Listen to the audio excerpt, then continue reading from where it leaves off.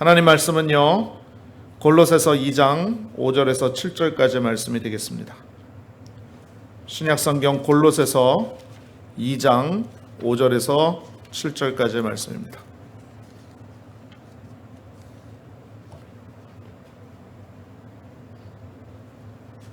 지난주하고 본문 말씀이 같습니다. 골로새서 2장 5절에서 7절, 신약성경 325페이지에 기록되어 있습니다. 우리 다 찾으신 줄로 믿고 우리 같이 한 목소리로 합독하시겠습니다. 시작. 이는 내가 육신으로는 떠나 있으나 심령으로는 너희와 함께 있어 너희가 질서 있게 행함과 그리스도를 믿는 너희 믿음이 굳건한 것을 기쁘게 봄이라.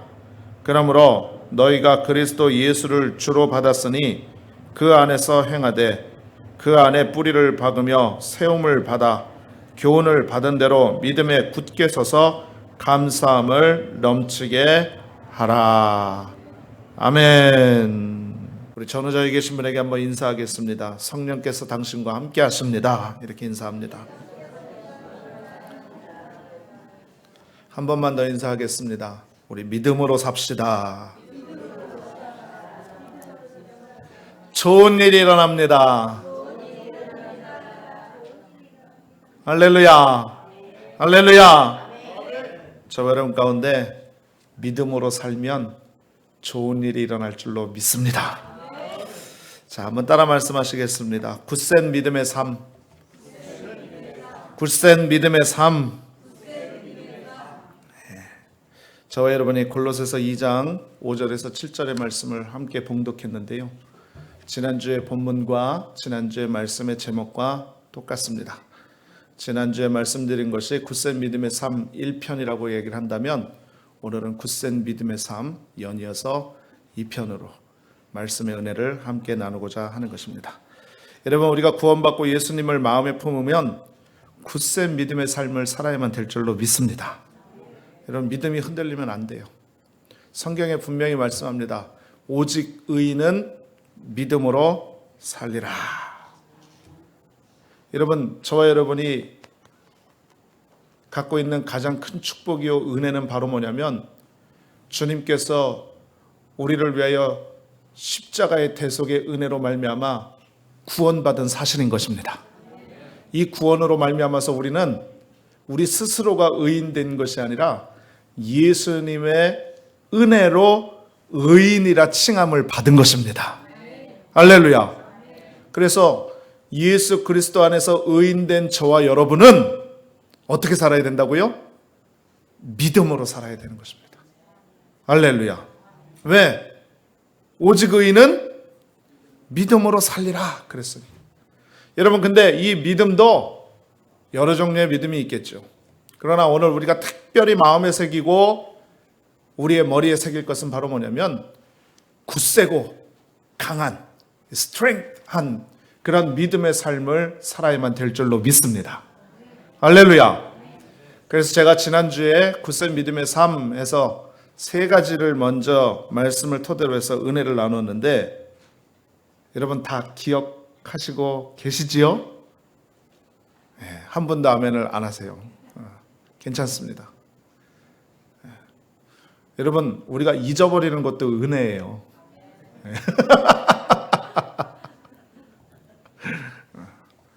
옛날 일들 안 잊어버려 보십시오. 얼마나 힘들고 고통스러운 삶을 살겠습니까? 그러나 여러분, 부탁드리건대 하나님 말씀은 잊지 않으시기를 주님의 이름으로 부탁드리겠습니다. 할렐루야. 지난주에 뭐라고 말씀을 드렸냐면 우리가 굳센 믿음을 가지려면 어떻게 해야 된다? 예수 그리스도를 우리 믿음의 베이직, 기초 삼아야 된다. 기억나시죠?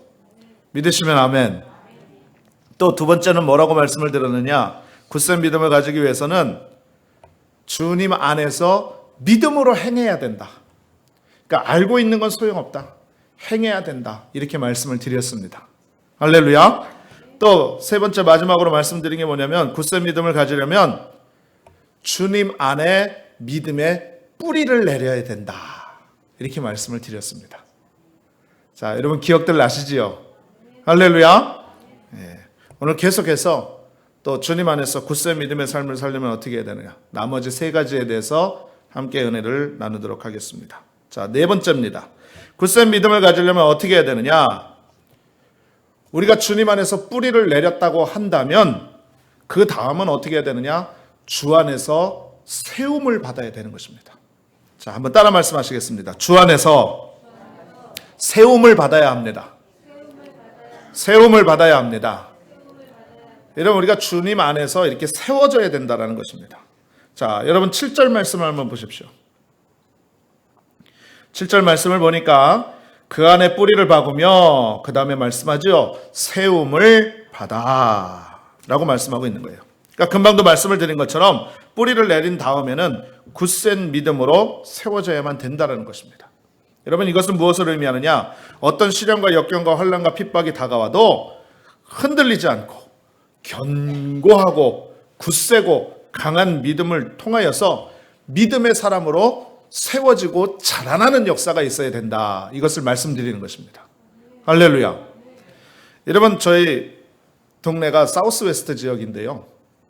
이 사우스웨스트 지역이 요즘 굉장히 복잡합니다. 왜 복잡하냐면 아파트들도 새로 짓죠. 집들도 새로 짓죠. 상가도 새로 짓죠. 길도 새로 내죠. 하여튼 뭐 다른 지역들도 다 마찬가지이겠지만 유독 제가 느끼기에는 저희 사우스웨스트 지역이 굉장히 지금 이렇게 개발의 붐이 일어나고 있는 것 같아요. 근데 제가 말씀드리고 싶은 건 뭐냐면 여러분, 건물을 짓고 빌딩을 짓고 상가를 짓고 집을 짓고 난 다음에 제일 나중에 뭘 하느냐? 여러분, 조경 사업을 해요. 잔디를 덮고 거기에 풀을 심고 또 거기에 나무를 심거든요. 그런데 여러분, 나무를 심는데 큰 나무를 심는 게 아니에요. 작은 여린 나무를 심습니다. 그게 이제 거기에다 심어 놓으면 세월이 1년, 5년, 10년, 20년, 30년 지나면서 큰 나무가 되겠죠. 그런데 여러분, 길 가다가 자세히 한번 보세요. 어린 나무들을 심어 놓을 때 그냥 어린 나무 하나만 딸랑하니 그렇게 심어 놓지 않습니다. 이 어린 나무를 심을 때 어떻게 심어 놓냐면 옆에 지지대를 같이 붙여놔요. 그래서 이 나무가 혹시라도 강한 바람이나 다른 어떠한 환경 가운데 쓰러지거나 넘어지지 않도록 지지대를 세워놔서 이 나무가 어느 정도 지탱하고 서갈 수 있도록 그것을 박아놓은 것을 볼 수가 있는 것입니다. 여러분, 우리의 신앙도 마찬가지입니다. 빌립보서 4장 1절에 뭐라고 말씀하느냐? 그러므로 나의 사랑하고 사모하는 형제들, 나의 기쁨이요 면류가 아닌 사랑하는 자들아, 이와 같이 주 안에서 서라 라고 말씀하고 있어요. 그러니까 무슨 말이냐? 우리가 세움을 받되 주 안에서 서야 된다는 것입니다. 우리가 예수를 믿고 처음 구원의 감격과 기쁨에 나가게 되면 우리는 마치 땅에 심겨진 그리스도의 터에 심겨진 여린 나무와 같습니다. 이것이 시간이 지나고 세월이 흐르면서 자라나고 성장하고 굵어지고 강해져야 되는데, 여러분, 우리 예수님께서 여린 나무를 이렇게 지탱하는 지지대처럼 우리의 신앙과 믿음을 지탱해주고 우리 가운데 세워주시는 귀한 역사를 감당해 주신다는 것입니다. 할렐루야. 그러므로 우리가 주님 안에서 굳건히 요동하지 않고 서 있으면 하나님께서는요, 우리의 믿음을 더 자라나게 하시고 삶의 놀라운 축복을 내려주시는 줄로 믿습니다. 그래서 에베소서 2장 22절에 이런 말씀이 있어요. 너희도 성령 안에서 하나님이 거하실 처소가 되기 위하여 그리스도 예수 안에서 함께 지어져 가느니라. 지어져 간다라는 말은 무슨 말입니까? 자라난다라는 뜻이에요. 자라난다. 여러분, 우리의 신앙은 주님 안에서 날로 성숙해져야 되고요. 자라나야 되고요. 점차적으로 앞으로 나아가는 믿음의 모습이 되어져야만 될 줄로 믿습니다. 처음에는 여릴 수 있어요. 처음에는 부족할 수 있어요. 처음에는 연약할 수 있습니다. 그러나 우리의 시간이 흐르고 더욱더 예수 그리스도를 아는 기쁨과 은혜의 만족의 삶을 살아가면 살아갈수록 주의 은혜 가운데 굳세고 강한 믿음으로 점차 자라나가야만 된다는 것입니다. 근데 여러분, 우리의 문제는 뭐냐? 예수 처음 믿을 때나 예수 믿고 난 지 10년이 지나고 20년이 지나고 30년이 지났는데, 아니 모태신앙으로 태어났음에도 불구하고 늘 그 자리에 머물러 있는 신앙인들을 우리가 간혹 볼 수가 있는 것입니다. 여러분, 성경은 분명히 말씀합니다. 예수 그리스도를 표대로 삼아 우리는 주님의 은혜 가운데서 항상 자라가라 라고 말씀하고 있는 것입니다. 사랑하는 우리 성도님들이요, 우리의 믿음과 신앙은 날마다 자라야만 될 줄로 믿습니다. 말씀 안에서 자라고, 기도 안에서 자라고, 찬송 가운데 자라고, 주의 섬김 가운데 자라고, 교회 생활 가운데서 자라고, 더욱더 자라나는 믿음과 은혜를 통하여서 주님 앞에 열매로 영광 돌리고 귀한 굳건한 믿음의 삶을 살아가야만 될 줄로 믿습니다. 할렐루야. 여러분, 마치 걷지도 못하고 어머니 품에 안겨있던 젖먹만 먹던 갓난아이가 돌 지나고 시간이 조금 흐르면 컸습니다. 또 조금 더 크면 이제 다 자기가 한다고 그래요. 스스로 밥 먹는다고 얘기합니다. 좀 더 크면 이제 학교 가야죠. 학교 가서 공부도 하고 자기만의 세계를 점점 만들어 나가는 것입니다. 좀 더 크면 자기 앞가림합니다. 그러다가 어느 날 불쑥 누군가 데려와서 같이 살겠다고 하고요. 그래서 결혼시키고 나면 자녀 낳고 사는 것. 여러분, 우리 인생의 모습 아니겠습니까? 여러분, 믿음도 마찬가지인 것입니다. 믿음도 이와 같이 자라가야만 되는 것입니다. 할렐루야. 저는 이 말씀을 준비하면서 나는 어디쯤에 와 있나, 내 인생의 모습은 어디쯤 와 있나 생각해 보니까 이제 저희 아이들, 큰 애가 이제 자기 앞가림 한다고 요즘에는 얼굴도 잘 못 보고요. 말 걸기도 힘들어요. 시간이 없어서. 그러면서 이제 생각해 보는 거죠. 나의 믿음은, 나의 인생의 길은 이만큼 지나왔는데 나의 믿음의 모습은 얼마나 더 많이 자랐는가 라고 생각해 보는 것입니다. 여러분, 갓난아이가 이렇게 성장하면서 열매를 맺어 가듯 우리의 믿음도 자라나고 열매 맺어야 된다는 것. 그럴 때 우리는 비로소 굳센 믿음을 통하여서 하나님께 영광 돌릴 수 있다는 것 믿으시기를 주님의 이름으로 축원드리겠습니다. 다섯 번째입니다. 굳센 믿음이 되기 위해서는 어떻게 해야 되느냐? 한번 따라 말씀하십니다. 말씀 중심의 삶이 돼야 합니다. 자, 너무 길지요? 뒤에 거는 딱 잘라버리고 말씀 중심의 삶. 예. 여러분, 굳센 믿음이 되기 위해서는 말씀 중심의 삶이 돼야만 될 줄로 믿습니다. 자, 7절 말씀 계속해서 보겠습니다. 7절에 보니까 그 안에 뿌리를 박으며 세움을 받아. 그 다음에 어떻게 말하고 말씀합니까? 교훈을 받은 대로 믿음에 굳게 서서. 교훈을 받은 대로. 여러분, 여기서 교훈이란 하나님의 말씀을 말하는 것입니다. 그러니까 교훈을 받은 대로라고 말하는 것은 하나님의 말씀대로라고 말씀하고 있는 거죠. 여러분, 말씀이란 우리 믿음의 재료와 같습니다. 그래서 우리의 믿음이 더욱더 성숙해지고 자라나고 굳세지기 위한 완전히 필요 요소라는 거죠. 그래서 우리는 말씀으로 믿음을 튼튼히 세워나가는 역사가 있어야만 될 줄로 믿습니다. 여러분, 말씀으로 우리를 훈련시키는 게 정말로 중요해요. 우리가 말씀을 보게 되면 저와 여러분의 삶 가운데 정말 부족한 것이 무엇인가 이렇게 살펴보고 고칠 줄 아는 은혜가 있어야만 된다는 것이죠. 그래서 여러분, 말씀은 다른 말로 뭐라고 말을 하느냐면 자신을 들여다보는 거울이라고 이야기합니다. 성경도 그렇게 말씀하고 있어요. 어느 교회 가면은요, 목사님이 설교하시기 전에 보는 거울이 있다고 합니다. 이 거울이 얼굴이나 강단에 올라가기 위해 많은 사람들 앞에 서기 위해서 이게 얼굴에 묻지는 않았나, 아니면 옷매무새를 보기 위해서가 아니라 자신의 마음을 들여다보기 위한 거랍니다. 그래서 일부러 갖다 놓은 거래요. 그래서 이 목사님은요, 설교하시기 전에 이 거울을 보면서 내가 과연 하나님 앞에 바로 서 있는가 하고 자신을 살펴보는 그런 모습이 있다는 이야기를 제가 언제 들은 적이 있습니다. 여러분, 말씀의 거울을 통해서 자신을 들여다보면 말씀의 깨달음이 오게 된다는 거예요. 사랑하는 우리 성도님들이요, 말씀과 늘 동행하시고 말씀과 더불어 늘 승리하고 말씀을 통해서 기적을 체험하고 말씀을 통해서 굳센 믿음을 소유하는 여러분들 되시기를 주님의 이름으로 축원드립니다. 할렐루야. 여러분, 우리에게 말씀이 꼭 필요한 이유가 있어요. 꼭 필요한 이유가 있어요. 제가 몇 가지만 말씀을 드릴게요. 여러분, 우리에게 말씀이 꼭 필요한 이유가 뭐냐면 말씀은 하나님 말씀이기 때문에 그렇습니다. 더 이유가 필요 없어요. 하나님 말씀이기 때문에. 디모데후서 3장 16절을 보게 되면 하나님의 입김이다 이렇게 말씀합니다. 여러분, 우리가 인생 살 때 수많은 질문들이 있지 않습니까? 스스로에게 물어보는 질문도 있고 다른 사람에게 물어보는 질문도 있죠. 그것이 좀 삶의 심오한 질문이 될 수가 있죠. 삶에 대한 목적이 무엇인가? 나는 어디서 왔는가? 죽음의 삶은 존재하는가?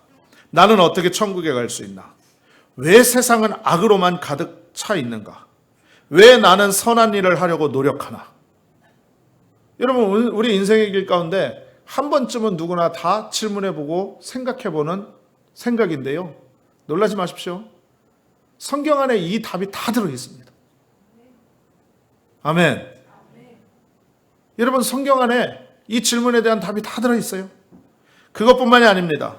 또 성경은요, 현실적인 조언도 해줘요. 예를 들면 내가 배우자를 어디서 찾아야 되나? 내가 찾는 것이 무엇인가? 내가 어떻게 해야 성공적인 결혼 생활을 할 수가 있을까? 내가 어떻게 해야 좋은 친구가 될 수가 있을까? 어떻게 해야 내가 좋은 부모가 될 수가 있을까? 정말로 진정한 성공은 무엇이고 내가 어떻게 그것을 달성할 수가 있을까? 내가 어떻게 변할 수 있을까? 삶에서 정말 중요한 문제는 무엇일까? 내가 사람들하고의 관계는 어떻게 해야 될까? 말은 어떻게 해야 될까? 보는 시각은 어떻게 해야 될까? 걸음걸이는 어떻게 해야 될까? 심지어는 먹고 마시는 것까지 성경 가운데 다 들어있다는 것입니다. 여러분, 놀랍지 않습니까? 이 놀라운 대답을 누가 해주십니까? 하나님이 해주시는 거예요. 할렐루야. 여러분, 그러니 실패할 리 없고요. 오류를 범할 일이 없지요. 왜? 성경은 전적으로 신뢰할 수 있고 오류가 없기 때문에 그렇습니다. 하나님은 완전하십니다. 하나님 퍼펙트 하세요. 할렐루야. 그의 완전한 지혜와 진리로 우리 가운데 가르쳐 주시니 우리가 성경 가운데서 교훈을 얻고 그의 가르침과 하나님의 진리의 말씀을 따라 살아가게 되면 여러분, 우리의 모든 인생의 질문 가운데 답이 이루어지고 그리고 놀라운 삶의 축복이 나타나게 되는 것입니다. 여러분, 우리가 궁금한 것들이 많잖아요. 눈에 보이지 않는 이 세상에는요, 눈에 보이는 것보다 보이지 않는 것도 너무 많습니다. 그렇죠? 그럼 여러분, 눈에 보이지 않는 것에 대한 설명과 확신과 증거는 무엇으로 얻습니까? 근데 알고 보니까 우리의 눈에 보이지 않는 세계, 우리는 믿는 자들 가운데서 믿음의 세계라고 말하고 있는데 이 믿음의 세계에서도 성경에 다 나와 있어요. 그러니 여러분, 완전하시고 실수가 없으시고 오류가 없으신 하나님의 말씀을 통해서 우리는 참된 진리와 은혜를 깨달을 수 있다는 것입니다. 여러분, 우리 하나님께서는 변하지도 않으시고 바뀌지도 않으십니다. 할렐루야. 그런데 인간의 본성과 욕구는 변하지요. 그러니 우리의 변함에 늘 그런 일관성 없는 삶 가운데에서 우리가 하나님의 은혜로 일관성 있는 삶을 살아가는 그 진리도 어디에서 깨닫느냐? 성경 말씀을 통해서 깨닫는 것입니다. 믿으시면 아멘. 여러분, 그러므로 하나님께서 계획하신 인생을 온전히 살고 싶다면 하나님의 말씀에 주의를 기울여야 돼요. 왜? 하나님께서 우리의 인생의 주관자가 되시고 우리를 인도하시기 때문에 그렇습니다. 한치의 오차도 없이 우리를 이끄시고 인도하시고 함께 하시는 줄로 믿습니다.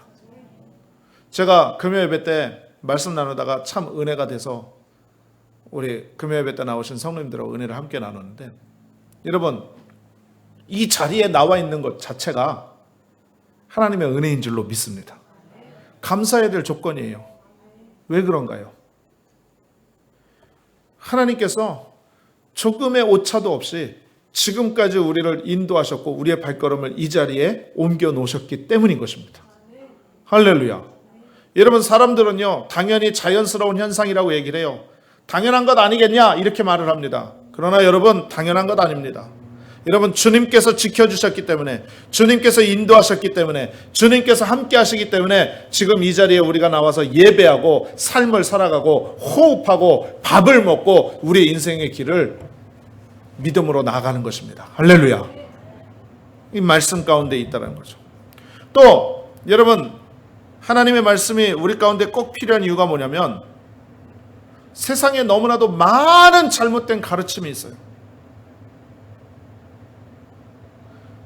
사람은 누구나 자기 개인주의에 앞서기 마련입니다.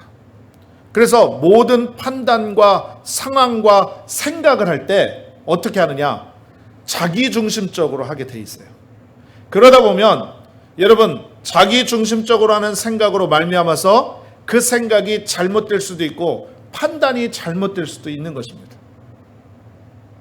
여러분, 요즘에는 스마트 시대, 인터넷 시대예요. 그러니까 자기 주장이 뚜렷하고 목소리 높은 사람이요, 인터넷에다가 막 글을 올려요. 그러면 여러분, 잘못된 정보인데도 불구하고 그것을 읽어보고 이거 괜찮네라고 생각하는 사람들이 그대로 받아들입니다. 여러분, 애초부터 잘못된 정보를 받아들였다고 한다면 그것은 잘못된 거죠. 그렇죠? 그러니 이 세상에는 완전한 진리도 없고 완전히 온전한 것도 없고 완전한 정의도 없는 거예요. 요즘 잘 모르면은, 요리하는 거 잘 모르면 인터넷 치면 요리하는 거 다 나오죠. 취미생활 어떻게 하는지 모르면 인터넷 치면 다 나오죠.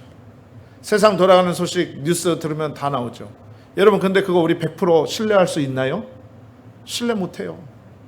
여러분, 죄송한 표현이지만 절반 이상은요 다 진짜가 아니에요. 가짜예요. 여러분, 특히 요즘에 한국 상황들 여러분들께서 뉴스를 들으실 텐데, 또 미국 상황도 뭐 이런 저런 소식을 들을 텐데, 여러분 그거 다 믿으시면 안 돼요.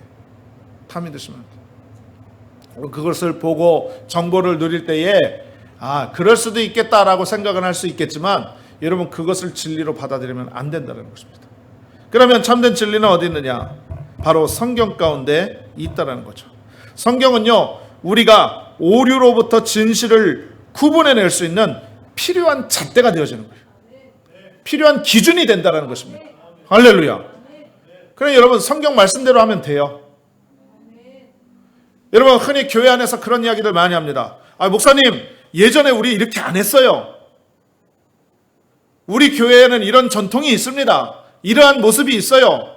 여러분, 만약에 성경 말씀에 합하지 않은 전통과 습관과 관례가 있다 할지라도 여러분, 말씀과 부합되지 않으면 그것은 성경 안에서 잘못된 겁니다. 여러분, 인정하시나요? 인정하세요? 중요한 건 말씀대로 가는 것이에요. 말씀대로. 여러분, 이처럼 성경 말씀이 우리에게 중요하다는 것입니다. 또 성경은 하나님을 섬길 수 있도록 우리를 준비시켜요. 그래서 우리가 금방도 말씀드린 것처럼 굳센 믿음의 삶을 살아갈 수 있도록 하나님 앞에 믿음으로 더욱더 가까이 나가게 한다는 거죠. 그것뿐만이 아닙니다. 여러분, 성경 말씀은요, 세상의 유혹, 우리에게 고통스러운 낚싯바늘로 유혹하는 듯한 그런 세상의 유혹이 있죠. 내가 이거를 덥석 물으면 분명히 죽을 줄 알아요. 그럼에도 불구하고 그 유혹 가운데 뿌리치지 못하고 그것을 덥석 물어서 삶 가운데 고통당하고 문제 만날 때가 얼마나 많습니까? 그런데 여러분, 하나님의 말씀은 이 유혹하는 낚싯바늘의 미끼 너머를 볼 수 있는 그러한 영안의 은혜를 허락해 주신다는 것입니다. 할렐루야. 왜? 성경에는요, 좋은 것만 나와 있지 않아요. 실수도 나와 있고 실패도 나와 있어요. 그러니까 그 교훈들을 보고 우리가 깨달아 누릴 수 있다는 거죠. 사랑하는 우리 성도님들이요, 성경은 단지 읽기만 하는 그런 책이 아니에요. 성경은 하나님의 말씀을 우리의 삶에 적용시켜야 되고, 하나님의 말씀은 우리로 하여금 도덕과 윤리를 강조하는 그런 책도 아닙니다. 여러분, 우리의 영을 살리게 하고 하나님과 더불어 믿음으로 살게 하는 귀한 은혜의 말씀인 것 여러분 기억하시기를 주님의 이름으로 축원드리겠습니다. 여러분, 우리가 음식을 씹지 않고 삼키면 어떻게 해요? 다시 뱉어내야 돼요. 소화가 안 되든지 아니면은 그 음식이 목에 걸리니까 뱉어내야 된다는 건데, 여러분, 우리의 말씀 가운데 잘 적용해야 됩니다. 그래서 그 적용하는 삶을 통해서 하나님께 영광 돌리는 귀한 은혜가 있어야 된다는 거죠. 할렐루야. 그런데 여러분, 우리가 말씀을 인용하더라도 의도되어진 인용이 있죠. 예를 들면 우리 기도합시다 그러는데 마음은 원인데 육신이 약해서요. 네. 여러분, 이렇게 적용하는 것은 하나님 말씀이 아니에요. 이렇게 사용하면 안 되는 것입니다. 여러분, 말씀이 우리의 삶의 중심이 될 때 믿음이 더욱 강해지고 말씀을 통해서 역사하시는 하나님의 능력을 체험하게 되는 것 믿으시길 주님의 이름으로 축원합니다. 마지막 하나만 더 말씀을 드리면 굳센 믿음이 되려면 어떻게 해야 되느냐? 감사함이 넘치는 삶이 되어야 된다. 한번 따라 말씀합니다. 감사해야 한다. 감사해야 합니다. 무조건 감사해야 됩니다. 무조건 감사해야만 될 줄로 믿습니다. 여러분 7절 마지막 한번 보시죠. 자, 7절 마지막을 보니까 교훈을 받은 대로 믿음에 굳게 서서 어떻게 하라고요? 감사함을 넘치게 하라. 감사로 하라라는 것도 아니고요. 감사로 어떻게 하라고요? 넘치게 하라고 합니다. 넘치게. 할렐루야. 여러분, 믿음이란 다른 말로 얘기하면 뭐냐면 나의 시각을 바꾸는 거예요. 지금까지 내 눈으로 인생을 바라보고 내 삶을 바라보고 살았다고 한다면 믿음이란 내 시각이 아니라 예수님의 모습으로 바라보고 예수님의 모습으로 해석하는 거예요. 할렐루야. 그러니까 믿음이란 나의 시각을 바꾸는 거예요. 여러분, 믿음에 대해서 묵상을 해보면 이런 깨달음이 와요. 뭐냐면 믿음은 과거를 이야기하지 않아요. 뒤를 묻지 않는다는 거죠. 무슨 얘기냐? 믿음이 있는 사람은요, 옛날에 상처 입은 과거, 잘못한 과거, 부족했던 과거, 실패했던 과거, 버림받았던 과거, 남에게 무시당하고 짓밟히고 억울한 일을 당했던 과거에 얽매이지 않는 것이다라는 것입니다. 그러면 우리의 믿음 안에서 기억해야 될 유일한 과거는 뭐냐? 유일한 과거는 뭐냐? 예수님이 날 위해 죽으셨다. 십자가의 사건만 우리의 유일한 믿음의 과거가 되어야만 될 줄로 믿습니다. 이게 중요해요. 이게 중요해요. 여러분, 과거의 상처가 나를 괴롭혀요. 그럴 때 어떻게 해야 됩니까? 나는 이미 예수님의 은혜로 말미암아 그것은 나와 아무 상관이 없다. 이전 것은 지나갔으니 보라, 새 것이 되었도다 라는 믿음으로 날마다 고백하고 선포해야만 될 줄로 믿습니다. 그러니까 시각을 바꾸는 거예요. 그런데 어떤 시각으로 바꿔야 되느냐? 말씀드린 것처럼 감사의 시각으로 바꿔야 된다는 거죠. 여러분, 우리가 예수 그리스도의 십자가의 대속을 진정으로 믿고 경험했다면 그것을 기점으로 과거를 보는 시각은 감사로 바뀔 수밖에 없어요. 왠 줄 아세요? 옛날에 고집불통이고 성격도 고약하고 또 교만하고 부족한 것 투성이인 내가 하나님의 자녀가 됐어요. 거룩한 교회에 나와서 거룩함으로 예배하는 예배자가 됐어요. 할렐루야. 그것뿐만이 아니라 하나님께서 사용하시는 직분자가 됐고요. 교회를 섬기고 헌신할 수 있는 믿음의 부름 가운데 순종하면서 나온 존재가 됐어요. 할렐루야. 여러분, 그러니 감사할 수밖에 없죠. 그렇기 때문에 믿음 있는 사람들은 과거에 얽매이지 않아요. 대신 모든 일에 감사할 뿐입니다. 할렐루야. 그러니까 보세요. 과거의 삶이 아프고 힘들고 고통스럽고 문제가 더 많으면 많을수록 현재는 더 감사가 많은 거예요. 이해가 되십니까? 할렐루야. 그래서 믿음의 사람은 감사의 사람이라는 거죠. 그래서 믿음과 감사는 하나예요. 하나. 그리고 또 하나 말씀드릴 것은, 여러분, 믿음은요, 과거를 돌아보면서 감사할 뿐만이 아니라 미래를 바라보면서 소망을 갖고 꿈을 꾸는 거예요. 그래서 앞으로 이루어질 하나님의 은혜의 소망을 바라보면서 지금 무엇을 하느냐? 사랑으로 씨를 뿌린다는 거죠. 지금 사랑으로 씨를 뿌리면 앞으로 우리에게 다가올 하나님의 은혜의 소망으로 열매를 거두게 되는 거예요. 여러분 보세요. 그러면 믿음, 사랑, 이 세 가지는 이렇게 연결되는 것입니다. 할렐루야. 할렐루야. 여러분 그러므로 우리의 삶 전체가 주님의 은혜로 감사하는 귀한 삶이 되어야만 될 줄로 믿습니다. 여러분 발명왕 토마스 에디슨은요 청각장애인이었었어요. 그가 청각장애를 얻게 된 것은 소년 시절에 열차에서 굴러 떨어졌기 때문이라고 합니다. 한 번은 에디슨이 열차 안에서 실험을 했는데요, 그 실험기구가 떨어져 가지고 열차 안에 불이 났어요. 그러자 화가 난 열차 승무원이요 그를 열차 밖으로 밀어서 던져버렸습니다. 그때 그 충격으로 고막이 찢어져서 청각장애인이 된 거예요. 듣지 못하게 된 것입니다. 훗날에 발명왕이 된 다음에 사람들이 그에게 물어봤어요. 뭐라고 물어봤느냐? 귀가 들리지 않아서 실험과 연구에 불편함이 없었습니까? 라고 물었더니 에디슨이 이렇게 대답을 했습니다. 나는 귀가 잘 안 들리는 것 때문에 낙심하거나 실망하지 않았습니다. 오히려 아무것도 들리지 않았기 때문에 연구에 집중하고 몰두할 수 있었어 감사했습니다. 이렇게 말하면서요 에디슨은 자신을 그 밀친 승무원을 원망하거나 그 저주로 인한 삶을 살지 않았다라고 고백하고요, 자신의 과거에 대해서 불평하지도 않았다고 한다는 것입니다. 오히려 청각장애라는 자신의 역경을 성공의 발판으로 삼았다는 것입니다. 여러분 보세요. 자신의 과거를 감사라는 시각으로 바라봤기 때문에 이렇게 된 거예요. 네. 여러분 아무것도 들리지 않았다라는 그 에디슨의 말에 우리 한번 생각해 봐야 돼요. 뭐냐? 우리가 교회 생활하고 신앙 생활하면서 참 민감한 게 뭐냐면 남의 말입니다. 남의 말. 그래서 누가 당신 흉을 본다더라 라는 식으로 직접 듣거나 확인되지 않은 사실을 말하는 뭐뭐카더라, 이래 카더라, 저래 카더라 라는 그런 수없는 많은 방송들이 있어요. 막 여기저기서. 그러면 그거 들으면 쉽게 흔들리는 경우가 많아요. 그래서 낙심이 되어서 하던 일 중단하고 말아요.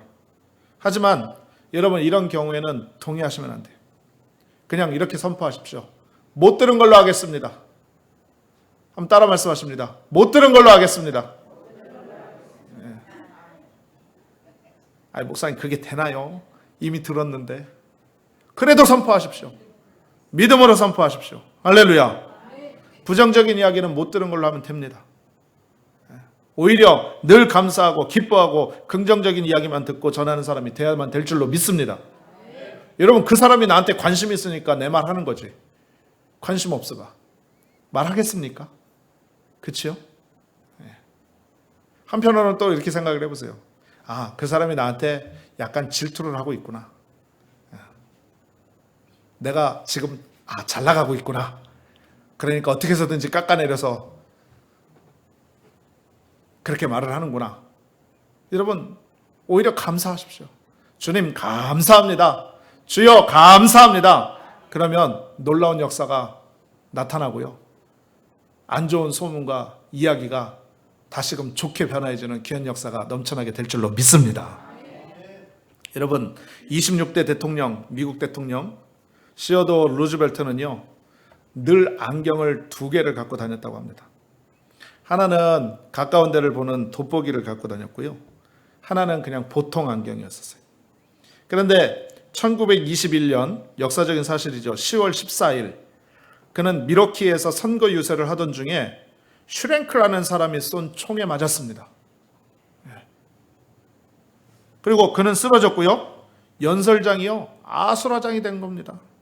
경원들과 보좌관들이 쓰러진 그를 일으켜서 병원으로 호송하려고 했는데 이 총에 맞은 사람이 벌떡 일어나가지고요 다시 단위에 올라가서 90분에 달하는 연설을 했어요. 그리고 내려온 것입니다. 그러고 난 다음에 연설 다 마치고 병원에 갔어요. 알고 봤더니요 총알이 양복 안쪽에 넣어둔 철제 안경집에 그리고 50페이지에 달하는 연설문 원고를 맞고 가슴에 박힌 거예요. 그러니까 총탄의 위력이 약해져 가지고 가슴에 박히긴 박혔는데 그냥 슬쩍 상처만 나는 그런 상태가 되어진 거죠. 치명적인 상처를 피할 수가 있었던 것입니다. 루즈벨트 대통령은요, 이 사건 후에 이렇게 이야기를 했어요. 항상 나는 안경을 2벌씩 갖고 다니는 게 불편해서 불평했습니다. 하지만 돌아보니 이것이 얼마나 감사한 일인지 모르겠습니다. 이렇게 얘기했다고 합니다. 여러분, 우리 인생의 삶 가운데 불편한 점이 왜 없겠습니까? 원망할 일이 왜 없겠습니까? 여러분, 그런데 이러한 삶의 모습에 대해서, 이러한 환경에 대해서 불평하고 원망한다고 해서 달라질 건 아무것도 없어요.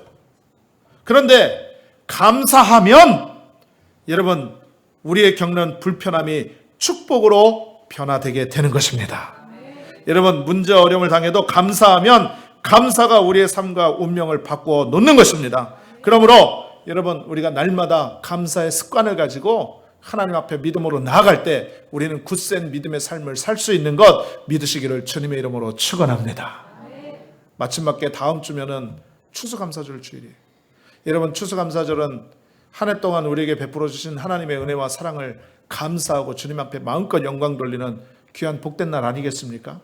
여러분, 특별히 이 기간을 통해서 물론 우리 일생 365일 일생 다 가도록 감사하는 삶이 되어야 되겠지만 우리가 이 기간을 통해서 더욱더 감사의 은혜를 생각해보고 더욱더 그 감사의 은혜를 마음에 새기고 하나님께 감사로 영광 돌리는 귀한 믿음의 삶을 살아야만 될 줄로 믿습니다. 여러분, R.A. 토레이 목사님이라는 분이요, 이렇게 말씀했어요. 잘 들으세요. 성령 충만이 곧 감사 충만이다. 한번 마지막으로 따라 말씀해 보실까요? 성령 충만이 감사 충만이다. 성령 충만이 감사 충만이다. 여러분 모두가 이와 같이 감사함이 넘치는 믿음의 삶, 성령 충만의 삶을 사시기를 주님의 이름으로 축원합니다. 기도하겠습니다. 전능하신 아버지 하나님, 감사합니다. 2주간을 통하여서 굳센 믿음의 삶을 살아갈 수 있는 거룩한 은혜를 말씀을 통하여 우리에게 주심을 감사를 드립니다. 하나님, 우리가 감사의 시즌을 살고 있는 이때에 정말로 굳센 믿음을 통하여 하나님 앞에 믿음으로 살아가는 귀한 삶을 살아가게 하여 주시옵시고, 그리스도의 은혜 가운데 뿌리를 내리고 기초로 삼고 믿음으로 행하며 늘 말씀 가운데 굳건히 서서 우리가 자라나고 하나님께 영광 올려드리고 감사하는 삶을 살아가는데 조금도 부족함이 없도록 우리 하나님 은혜 베풀어 주옵소서. 모든 영광 주께서 홀로 받으심을 믿고 감사드리며 살아계신 예수님의 이름으로 축복하고 기도하옵나이다. 아멘.